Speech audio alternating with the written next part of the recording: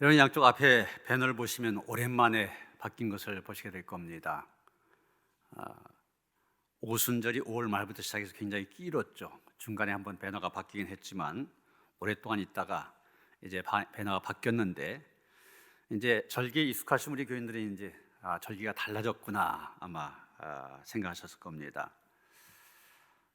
그 좌측에 있는 배너, 이새 뿌리에서 오신 예수님을 표현하고 있습니다. 그리고 우측의 배는 빛으로 오신 예수님을, 예수라는 제목을 갖고 있습니다. 그래서 이 배너들, 예수님의 오심을 기다리는 대강절이 시작되었다 우리에게 알려주고 있습니다.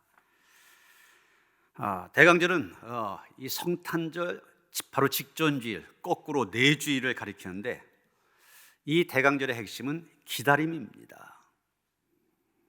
기다림이라고 해서 막연한 기다림이 아니라 말씀이 육신이 되어 우리 가운데 아기 예수로 탄생하신 그 주님을 소망 가운데 기다리는 것입니다. 그러기에 대강절의 또 하나의 주제를 얘기한다면 소망이라 이렇게 말할 수 있을 것입니다. 여기 강단에도 보면 대강절 초가 장식되어 있지 않습니까? 4개의 보라색 초와 1개의 흰색 초 이렇게 되어져 있는데, 흰색 초는 이제 성탄절날 당일날 키는 초입니다. 4개의 보라색 초, 각각 다른 의미를 갖고 있습니다. 첫째 주일의 켜는 초, 소망을 상징합니다. 둘째 주일의 켜는 초, 평화를 상징하고, 세 번째 주일의 켜는 초, 기쁨을 상징합니다. 그리고 마지막 4번째 주일에 켜는 초, 사랑을 상징하고 있습니다. 그래서 예수님께서 바로 우리의 소망이 되시고, 평화가 되시고, 기쁨이 되시고, 사랑이 되시는데, 그 주님을 기다린다, 이런 의미가 있는 것입니다. 첫째 주일 말씀대로 기다림과 희망의 촛불입니다. 그래서 임마누엘 메시아를 대마하고 하나님 나라를 소망한다는 의미가 이 첫 번째 주일 켜진 초에 담겨 있습니다. 제가 안식년 때 독일의 뮌헨 근교에 있는 다하우 강제 수용소를 방문한 적이 있습니다. 히틀러가 뮌헨 출신이다 보니까 1933년 제3제국의 수상이 된 지 불과 몇 주 만에 정치범들을 수용하기 위한 그 수용소를 세우는데, 바로 뮌헨 가까이 다하우라는 곳에 이 수용소를 세운 것입니다. 그래서 최초의 수용소가 되어집니다. 처음엔 정치범을 수용하기 위해서 세웠는데, 제2차 세계대전 때는 유대인들을 수용하는 강제 수용소가 됩니다. 1945년 연합군에 의하여서 수용소 포로들이 해방될 때까지 약 12년 동안 20만여 명을 수용했던 곳인데, 그 20만여 명 가운데 3만 5천 명 정도가 굶어 죽었다든지 살해되었다든지 아니면 인체 실험용으로 희생이 되었습니다. 그렇게 희생된 사람들 대부분이 유대인들이었습니다. 그 수용소에는 유대인들이 처참하게 죽어가면서 부른 노래가 오늘날까지도 벽에 새겨져 있습니다. 내용은 이런 것입니다. 나는 믿는다. 태양이 빛나지 않을 때에도 태양이 있음을 나는 믿는다. 사랑을 느끼지 못할 때에도 사랑이 있음을 나는 믿는다. 하나님이 침묵하실 때에도 하나님이 계심을 나는 믿는다. 영원한 평화의 그날이 이 땅 위에 오리라는 것을 나는 믿는다.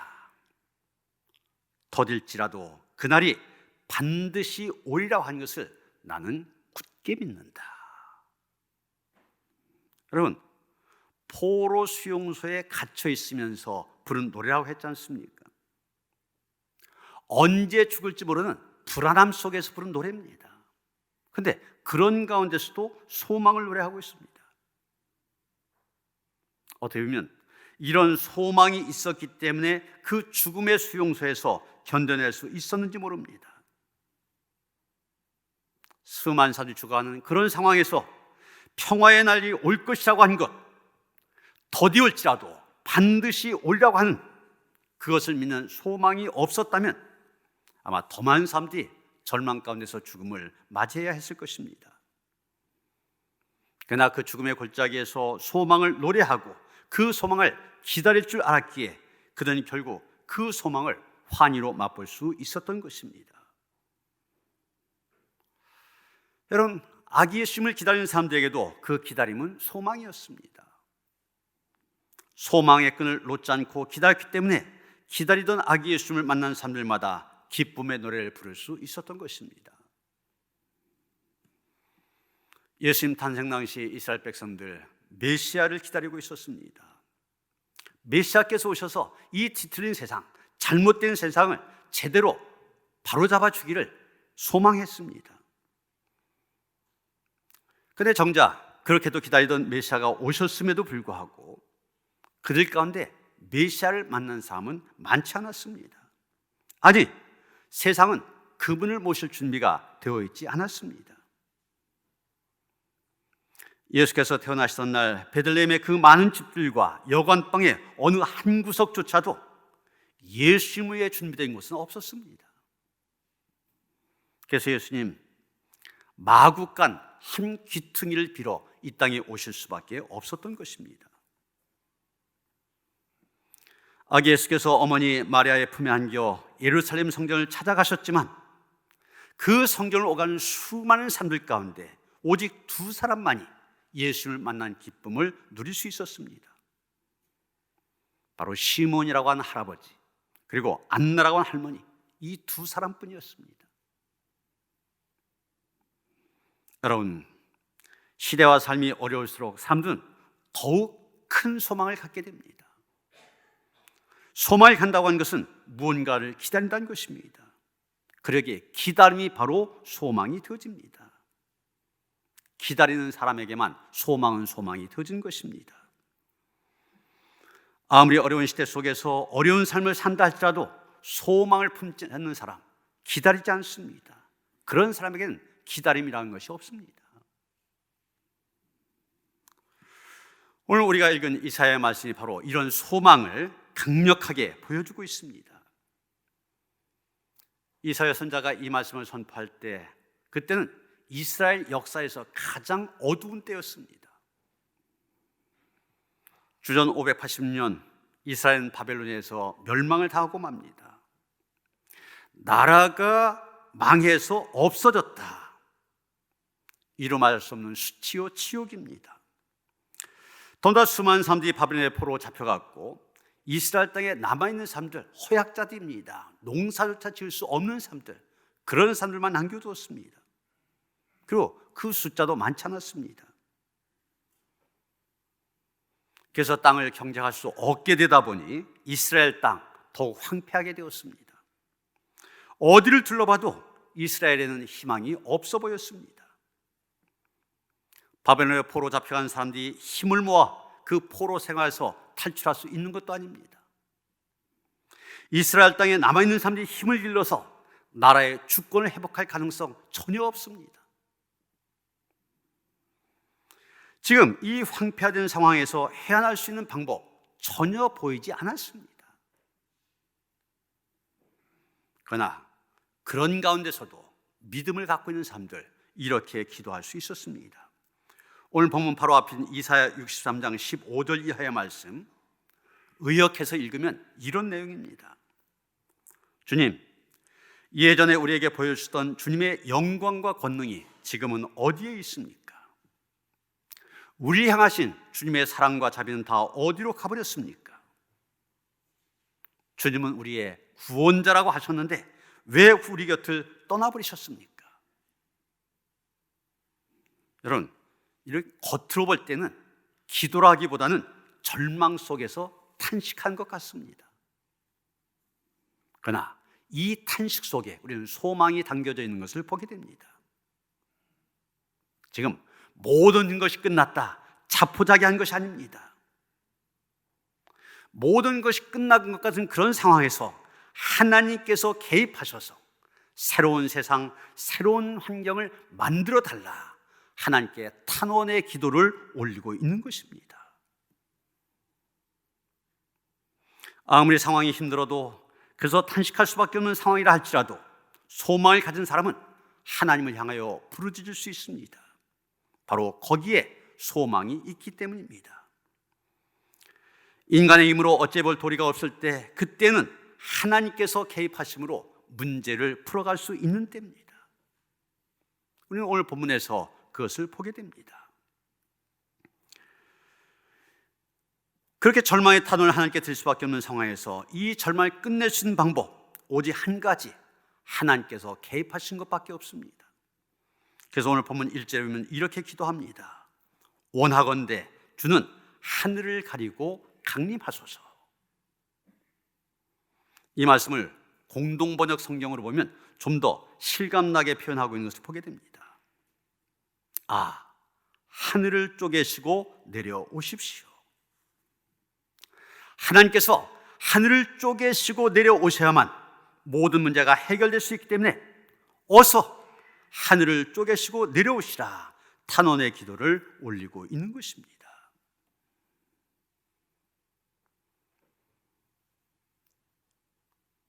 여러분, 하나님은 이 운동 경기장에서 선수들이 뛰고 있는 것 쳐다만 보고 있는 그런 관중 같은 분이 아닙니다. 하늘보좌에 앉아 계시면서 우리 인간들의 삶을 쳐다만 보고 계신 하나님이 아니란 얘기입니다. 우리가 믿는 하나님, 우리가 아버지라고 고백하는 하나님, 그 하나님은 우리의 삶 가운데 임재하시는 하나님이십니다. 그리고 우리의 삶에 말 없는 동행자로 함께 하시며 우리의 손을 붙잡고 우리의 걸음걸음을 인도해 주십니다. 때론 그 하나님이 함께 하시는 삶에도 어려움이 있습니다. 때론 하나님께서 인도하신 그 길 가운데도 고난이 있을 수 있습니다. 분명히 하나님께서 가라 하시는 대로 그 길을 가는데도 막다른 골목 같은 상황이 우리 앞에 벌어질 수도 있습니다. 그때 어떻게 해야 됩니까? 탄원하며 기다려야 됩니다. 하나님, 하늘을 쪼개시고 내려오십시오. 기도해야 됩니다. 왜 그렇습니까? 하나님께서 내려오시면 막다른 골목에 문이 생기기 때문입니다. 하나님께서 개입하여 역사하시면 절망이 기쁨으로 바뀌기 때문입니다. 그걸 알기 때문에 지금 이사야 선지자 하나님의 임재와 하나님의 역사를 기다리고 있는 것입니다. 오늘 보면 2절 3절 보면 또 이사야 선지자 이렇게 말합니다. 불이 섭을 사르며 불이 물을 끓인 같게 하사 주의 원수들이 주의 이름을 알게 하시며 이방 나라들로 주 앞에서 떨게 하옵소서. 주께서 강림하사 우리가 생각하지 못한 두려운 일을 행하시던 그때 산들이 주의 앞에서 진동하였사오니. 여기 불이 나오는데 이 불이라고 하는 것, 성경에서는 하나님의 임재를 상징하고 있습니다. 그래서 우리가 구약성경을 보면 하나님께서 임재하신 모습, 종종 불로 표현되고 있는 걸 보게 됩니다. 여러분 지금 보시는 사진, 호렙산 떨기나무에 불이 붙은 그런 광경, 모세가 보고 있지 않습니까? 모세는 저 불을 통하여 하나님의 임재를 경험하게 됩니다. 엘리야도 마찬가지입니다. 갈멜 산상에서 바알과 아세라 선지자 850명과 싸울 때 제단에 불이 붙었습니다. 바로 그 엘리야의 불, 하나님의 임재를 상징하는 것입니다. 그런데 오늘 말씀 보면 그 불이, 하나님의 임재를 상징하는 불이 섭을 사르고 물을 끓인다고 얘기하고 있습니다. 여기 섭과 물은 무엇을 의미하느냐? 1절 하반절에 나오는 산을 가리키고 있습니다. 지금 이스라엘 백성들의 상황, 거대한 산이 그들 앞을 가로막고 있는 것과 똑같습니다. 이스라엘을 멸망시키고 수많은 사람들을 포로 잡아간 바벨론이라고 하는 강대국이 지금 거대한 산이 되어 있습니다. 모든 것이 폐허가 되어버린 현실이 또 도저히 뚫고 나갈 수 없는 거대한 산이 되어 가로막고 있습니다. 그런데 이사야 선지자는 말합니다. 하나님께서 하늘을 쪼개시고 강림하시면 아무리 거대한 산과 절망적인 현실할지라도 다 무너지고 말 거라는 겁니다. 불에 타 사라지는 석과 같이 절망이 사라질 것입니다. 꽉 막힌 산과 같은 절망이 물이 끓는 것 같이 끓어서 어느새 사라지고 말 것입니다. 여러분, 이스라엘 백성들은 예전에 이미 그 경험이 있습니다. 하나님께서 강림하셔서 사람이 감히 생각하지 못한 엄청난 일들을 행하셨음을 그들이 본 경험이 있습니다. 이스라엘 백성들이 400년의 종살이를 마치고 애굽에서 탈출할 때가 그때 아닙니까? 애굽의 학정으로 인하여 이스라엘 백성들 하나님께 울부짖었습니다. 그때 이스라엘 백성들 전혀 힘을 갖고 있지 못했습니다. 때리면 맞아야 했고 일을 더하라고 독촉하면 그대로 할 수밖에 없었습니다. 태어난 사내 아이를 나일강에 던져 죽여야 된다, 이 명령이 떨어지면 눈물을 머금고 살아난 아들, 갓 태어난 핏덩이를 나일강에 던져 악어밥이 된 광경 지켜봐야만 했습니다. 그에게는 그 강대한 거대한 산 애굽에 저항할 힘 전혀 없었던 것입니다. 그런데 바로 그런 상황에서 하나님께서 강림하셨습니다. 강림하신 하나님께서 저항 한번 제대로 할 수 없었던 이스라엘을 해방시켜 주셨습니다. 도저히 불가능한 일을 이루어 주신 것입니다. 애굽은 거대한 산과 같았습니다. 도무지 무너지지 않는 산과 같았습니다. 그런데 하나님께서 그 애굽이라는 산을 무너뜨리셨습니다. 하나님께서 강림하셔서 애굽이라고 하는 산 불살라 버리시고 물을 끓임처럼 끓어 흩으시고 이스라엘을 구원해 주신 것입니다. 지금 이사야 선지자는 그런 기적의 역사를 하나님께서 다시 한번 베풀어 주시기를 기도하고 있는 것입니다. 그런 기적을 베푸실 분 오직 하나님 한 분뿐이시기 때문입니다. 그 하나님께서 강림하셔야만 가능하기 때문에 하늘을 쪼개시고 내려오시라 탄호하고 있습니다. 하나님께서 강림하신 것만이 소망입니다. 하나님의 강림을 기다리는 것이 바로 소망입니다. 이 대강절 우리가 예수님의 강림을 기다리고 있습니다. 예수님의 강림을 기다리는 것, 그렇기 때문에 그것이 바로 우리에게 소망이 되어진 것입니다. 때론 우리의 삶에도 산과 같은 거대한 벽이 가로막혀 있을 때가 있습니다. 도저히 내 힘으로 어찌해 볼 수 없을 정도로 큰 산이 내 앞길을 가로막고 있을 때 있습니다. 그때 우리는 탄원의 기도를 올려야 됩니다. 주님, 하늘을 쪼개시고 내려오십시오. 요한복음 14장 18절이면 예수님께서는 이미 우리에게 약속하셨습니다. 너희를 고아와 같이 버려두지 아니하시겠다. 그렇습니다. 우리가 홀로 인생의 무거운 짐을 지고 힘겹게 걷고 있을 때도 우리는 결코 혼자가 아닙니다. 우리 앞에 거대한 산이 가로막혀 도저히 더 이상 전진할 수 없어 주저앉아 있을 그때도 우리는 결코 혼자가 아닙니다. 주님께서 우리를 고아와 같이 내버려두지 않으시겠다 말씀하신 그대로 그때 그 자리 주님께서 내려오십니다. 우리를 품에 안으시려고 우리에게 다가오십니다. 여러분, 마가복음 6장에 보면은 예수님이 오병이어의 기적을 베푸신 후에 제자들 배에 태워서 갈릴리 바다를 건너가게 하십니다. 그때 예수님 제자들의 배에 함께 타지 않으셨습니다. 제자들만 먼저 건너가게 하신 겁니다.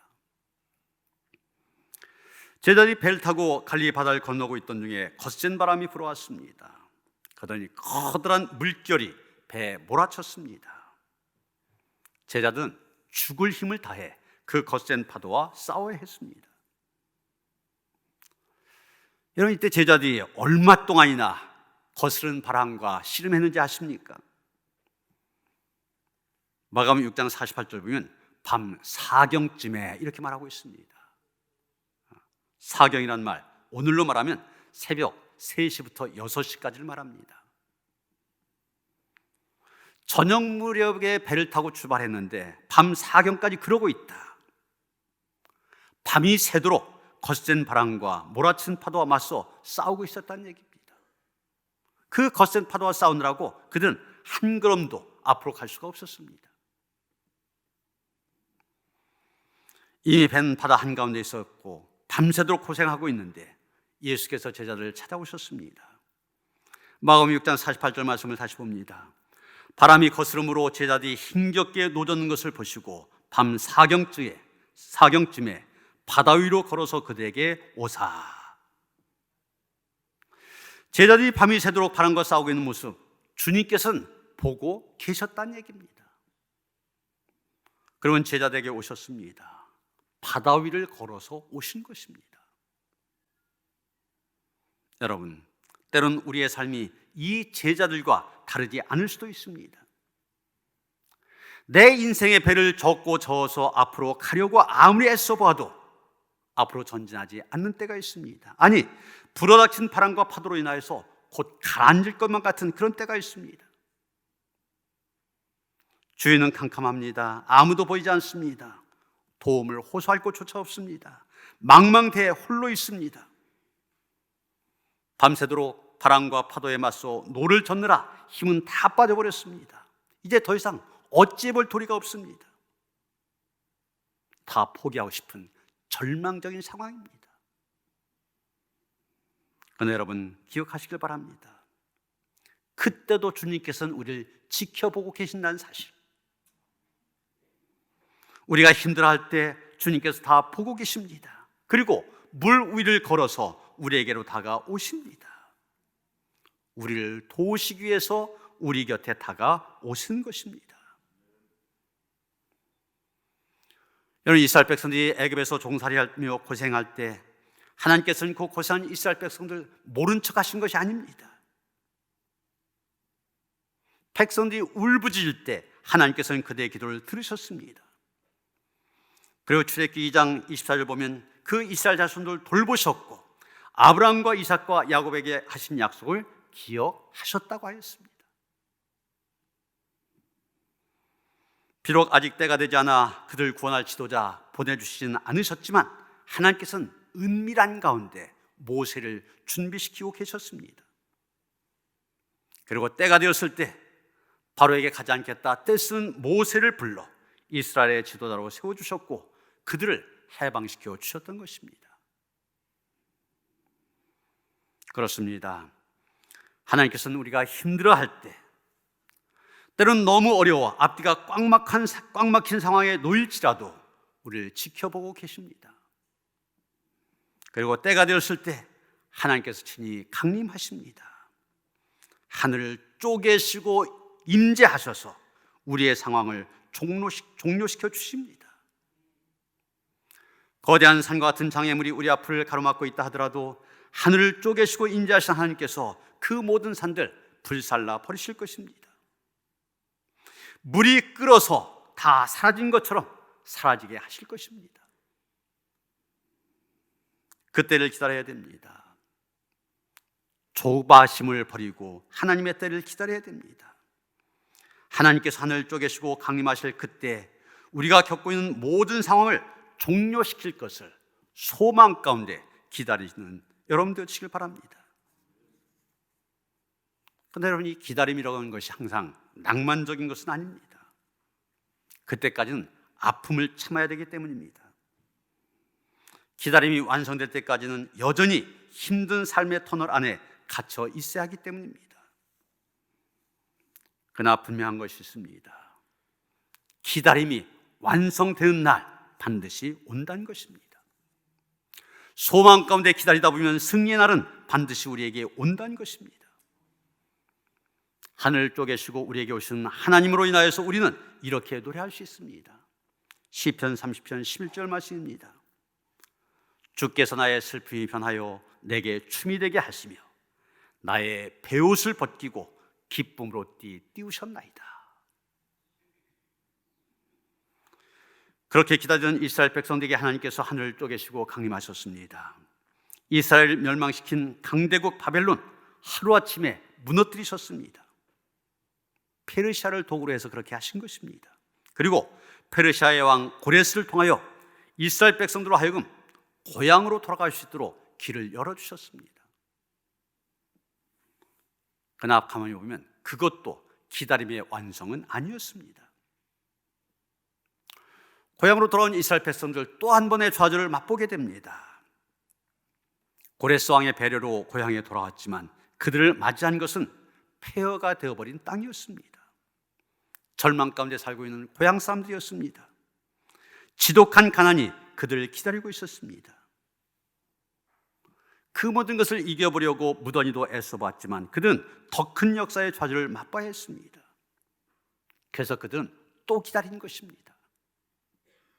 메시아가 오시기를 간절히 기다렸습니다.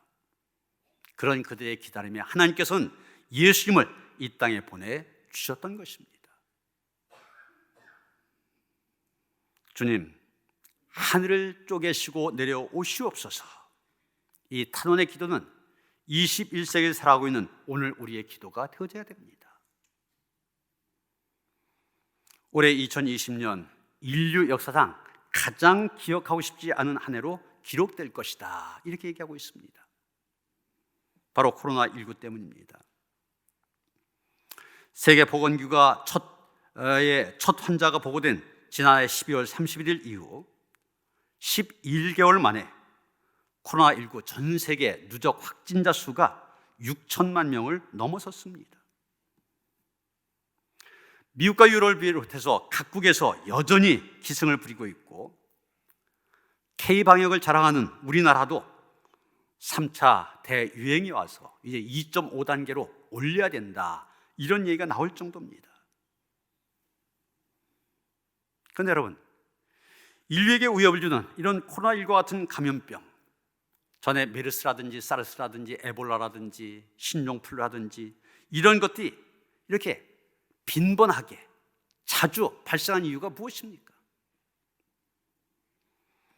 전문가들에 의하면 바로 사람과 동물 모두에게 전파되는 인수공통 감염병 때문이다, 그렇게 말하고, 그것이 발생한 원인이 뭐냐?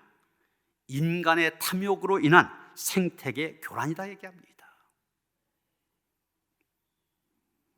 그래서 자연을 파괴함으로 인간의 무한한 욕망을 충족시키려고 하는 이 삶의 태도가 바뀌어지지 않는 한 주기적인 바이러스 폭풍은 피할 수 없다, 이렇게 얘기합니다.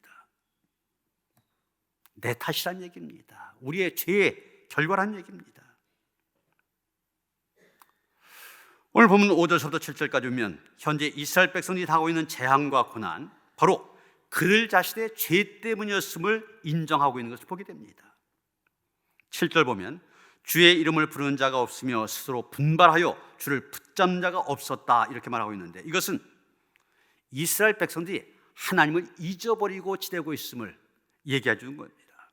그리고 5절이면 이 현상이 이미 오래되었으니 이렇게 말하고 있는데, 이스라엘이 오랫동안 하나님을 잊어버리고 하나님 앞에 죄를 지으며 살아왔음을 고백하고 있는 겁니다.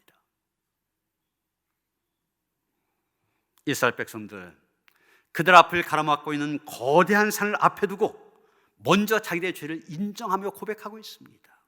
그런 다음에 주님의 강림을 구하고 있는 것입니다. 우리도 코로나19뿐만이 아니라 우리가 넘기 어려운 거대한 산 앞에서 먼저 할 일이 무엇입니까? 우리의 죄와 잘못을 인정한 것입니다. 내 탓임을 고백한 것입니다. 그런 다음에 주님, 하늘을 쪼개시고 내려오시옵소서 기도해야 하는 것입니다. 정말 악몽과도 같았던 2020년도 이제 한 달 정도 남았습니다. 다가올 2021년은 어떠할까 많이 궁금합니다. 그런 가운데서도 희망의 빛이 보인다, 그렇게 얘기합니다. 영국의 경제 전문지인 이코노미스트가 최근 회에서 내년에 주목해야 될 10가지 트렌드를 얘기했습니다. 2021년도에 우리가 주목해야 될 10가지가 있다. 그 중에 첫째가 뭐냐면 백신 개발은 성공, 이젠 확보 전쟁, 이거고요. 두 번째가 경기 회복입니다. 코로나19와 관련한 3가지의 백신이 이제 상용화, 3대에게 이렇게 나누어질 때가 가까웠던 것. 그리고 2021년은 코로나19로 인하여서 온 경제 위기가 회복될 수 있는 원년이 될 거라고 하는 것. 10가지 얘기하고 있는데 이 첫 번째, 두 번째 우리에게 희망을 주는, 큰 희망을 주는 소식입니다. 그러나 여러분, 우리는 이런 희망적인 소식에 환호한 데 그쳐서는 안 됩니다. 우리의 근본적인 문제를 해결하기 위해서는 주님이 오셔야 됩니다. 아니, 주님이 오시도록 초청을 해야 됩니다. 하늘 쪽에 계시고 우리의 삶에 임재하시도록 기도하고 기다려야 됩니다. 힘든 문제를 내 힘으로 해결할 수 없을 때 더욱 탄원의 기도를 올려야 됩니다. 주님, 하늘 쪽에 계시고 내려오시옵소서. 그래서 그 주님이 오셔야만 이 세상은 변화될 수가 있습니다. 바로 이 오실 주님을 기다리는 것, 그래서 그것이 소망입니다. 우리의 시대의 소망이 되어지고 우리의 자신의 소망이 되어진 것입니다. 이 대강절, 이 소망이 이루어지기 위해서 기도하시기 바랍니다. 하늘을 가르고 강림하소서. 주님, 하늘을 쪼개시고 내려오시옵소서. 기도한 가운데 오시는 주님을 만나는 우리 모두가 되어지시기를 주님의 이름으로 축원합니다. 우리 앞에도 거대한 산이 가로막혀 있는 그런 현실, 우리의 힘으로는 그 무엇도 할 수 없습니다. 아무런 소망도 가질 수 없는 상황. 그러나 우리에게는 하나님이 계십니다. 우리도 함께 기도하게 하여 주시옵소서. 하나님, 하늘을 가리고 강림하옵소서. 하늘을 쪼개시고 내려오시옵소서. 그 하나님으로 인하여서 우리의 모든 문제는 해결되게 하시고 그분의 은혜 안에 거하는 온 교회 성도들, 이 온 인류가 될 수 있도록 축복하시옵소서. 예수 그리스도 이름 받들어 기도하여 싸움나이다. 아멘.